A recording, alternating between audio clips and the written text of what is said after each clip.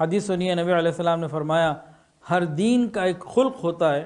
نبی علیہ السلام نے فرمایا کہ اسلام کا خلق حیا ہے، یعنی ہر چیز کے اندر ایک نمایاں چیز ہوتی ہے جو اس کا وصف ہوتی ہے، کوالٹی ہوتی ہے، امتیاز ہوتی ہے۔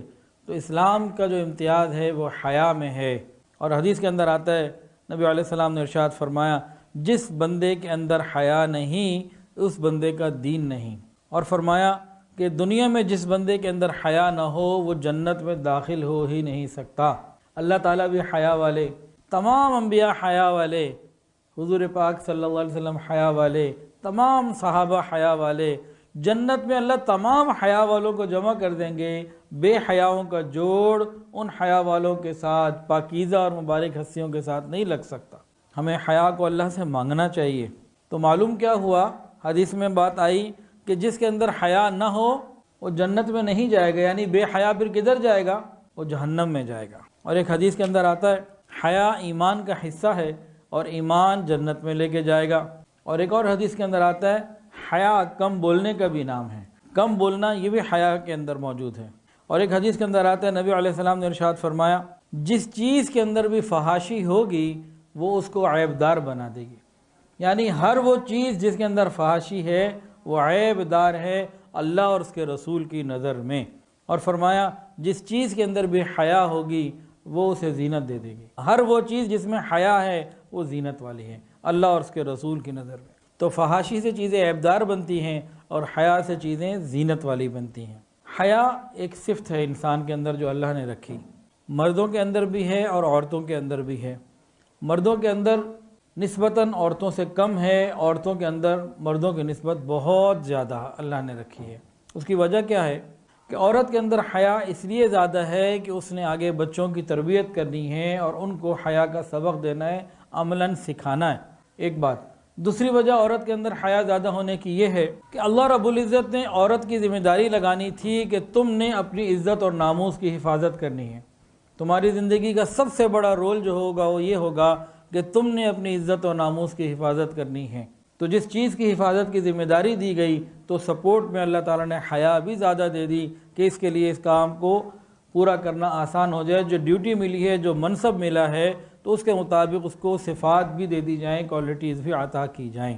حدیث کے اندر آتا ہے کہ حیا سے کبھی بھی فساد نہیں آتا، جہاں بھی حیا ہوگا وہاں بگاڑ نہیں آئے گا۔ فرمایا حیا سے کبھی بھی فساد نہیں آتا، ہاں اگر تم یہ کہو کہ حیا کی وجہ سے فلاں کام اچھا ہو گیا، بہتر ہو گیا، تو تم نے ٹھیک کہا، سچ کہا تم نے۔ حیا سے خیر ہی پیدا ہوتی ہے۔ اور ایک حدیث کے اندر آتا ہے جس بندے کے اندر حیا نہیں اس کا ایمان ہی نہیں۔ اور ایک حدیث میں آتا ہے اگر حیا کسی مجسم شکل میں، انسانی شکل میں اگر پیش کی جاتی تو بہت ہی نیک پرہیزگار انسان کی شکل میں ہوتی۔ اور ایک حدیث کے اندر آتا ہے اللہ رب العزت اللہ تعالیٰ بلا شبہ کم بولنے والے، حیا والے اور پاک دامن انسانوں سے محبت کرتے ہیں۔ جو کم بولتے ہوں، حیا والے ہوں، پاک دامن ہوں، اللہ رب العزت ان سے محبت کرتے ہیں۔ اور ایک حدیث کے اندر آتا ہے، بخاری شریف کی روایت ہے، الحیاء لا یاتی الا بخیر۔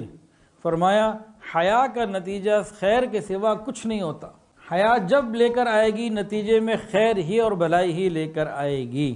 ایک حدیث کے اندر آتا ہے ایمان کے 70 سے زیادہ شعبے ہیں اور حیا بھی ایمان کا ایک شعبہ ہے۔ الحیاء شعبۃ من الایمان، حیا ایمان کا ایک شعبہ ہے، ایمان کا ایک حصہ ہے۔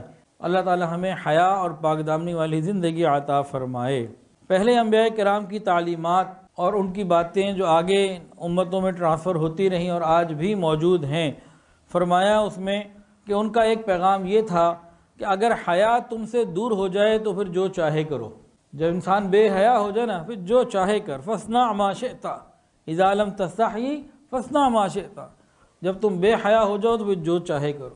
یہ حیا کتنی اہم چیز ہے اور بے حیائی کتنی بری چیز ہے، سنیے اور دل کے کانوں سے سنیے۔ رسول اللہ صلی اللہ علیہ وسلم نے ارشاد فرمایا کہ منافق آدمی پر بھی مجھے امید ہے کہ وہ ایمان لے آئے گا اگر اس کے اندر حیا موجود ہے تو۔ اگر کسی کے اندر حیا موجود ہے تو اس سے خیر کی امید کی جا سکتی ہے کہ کسی نہ کسی وقت یہ خیر پہ آ ہی جائے گا، اور اگر حیا ہی نہیں تو پھر خیر کی امید ہی نہیں۔ یہ حیا ایسی نعمت ہے ہمیں اللہ سے مانگنی چاہیے۔ حدیث کے اندر آتا ہے 3 باتیں ایسی ہیں کہ جس بندے کے اندر ہوں لوگ اس سے دور دور رہتے ہیں، اور آخرت میں یہ تینوں چیزیں اسے جہنم میں لے کے جائیں گی۔ وہ کیا ہے؟ فحاشی، بد کلامی اور حیا کا کم ہونا۔ 3 باتیں جس کے اندر موجود ہیں، یہ جہنم میں جانے کا آسان راستہ ہے کہ فحاشی اس کے اندر ہوگی، بد کلامی ہوگی، بات چیت میں گالیاں دے گا، برا بھلا کہے گا، تانے دے گا، اور حیا اس کے اندر نہیں ہوگی یا بہت کم ہوگی۔ نبی علیہ السلام نے فرمایا کہ حیا ایک نعمت ہے، مومن با حیا ہوتا ہے، یہ اللہ تعالیٰ سے بھی حیا کرتا ہے، اللہ کے بندوں سے بھی حیا کرتا ہے، یہ ہر ایک سے حیا کرتا ہے۔ یہ حیا ہی ہے جو ہے رشتوں کو، رشتہ داریوں کو، تعلقات کو نبھانے کے اوپر انسان کو مجبور کرتی ہے، بہت سارے گناہوں سے بچا لیتی ہے۔